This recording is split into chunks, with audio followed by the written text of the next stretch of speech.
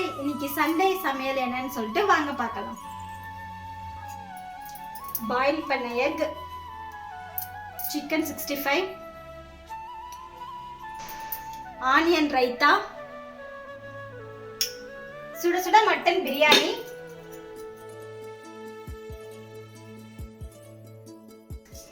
Mutton dalcha, முருங்கைக்காய், carrot, மாங்காய் போட்ட மட்டன் தால்ச்சா. இந்த ரெசிபி வீடியோ அப்லோட் பண்றேன்.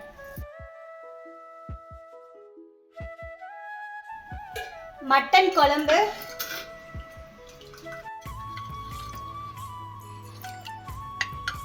சுட சுட சோறு, தக்காளி ரசம்.